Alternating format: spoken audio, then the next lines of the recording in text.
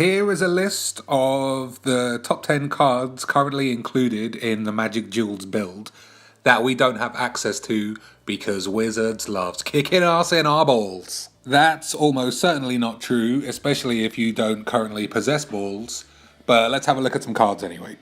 They start out weak, but they get good, so stick with it. We'll start with Fogbank. Unspectacular, but hyper efficient. Can fly, doesn't take any damage. Pretty nice. It would go in my deck of Millage or Bean Spillage. Or a Village Pillage. Next up is Sleeps. The creatures affected by this don't untap during their next untap step.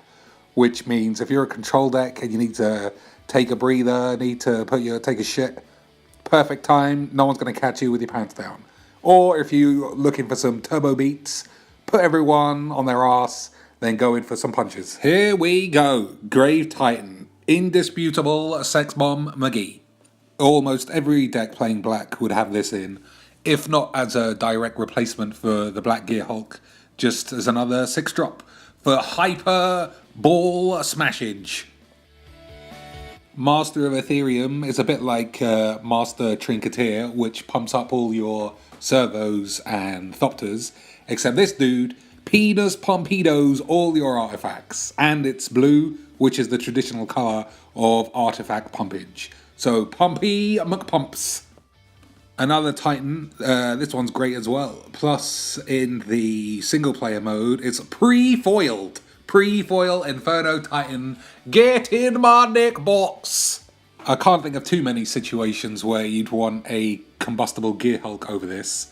Maybe some kind of control deck, but this is Magic Duels, which you're supposed to be playing on a bus, so who gives a shit? Stop playing control anyway. I don't like putting my Tameo straight in their grave, so if you're the one making me do that, Darksteel Colossus. Super sexy, super fun, unplayable. Yeah, there's just no way to cheat this out. Can't be reanimated.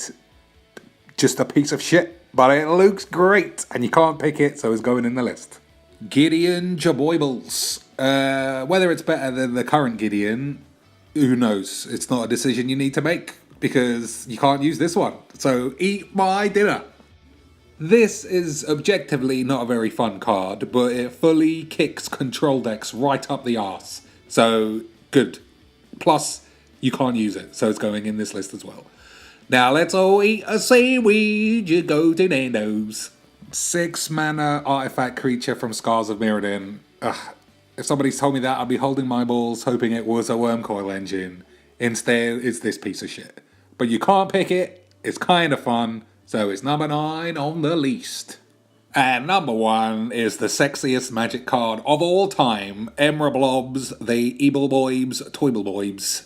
I'm breaking the rules of this video slightly because this is not a playable card, even in the story mode build.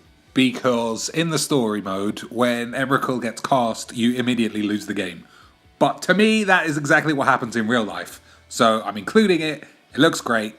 Just looking at this reminds me of the old Street Fighter 2 days where you could use a secret Konami code, even though it was a Capcom game, and you could choose M. Bison, but the game wouldn't start, which was super disappointing.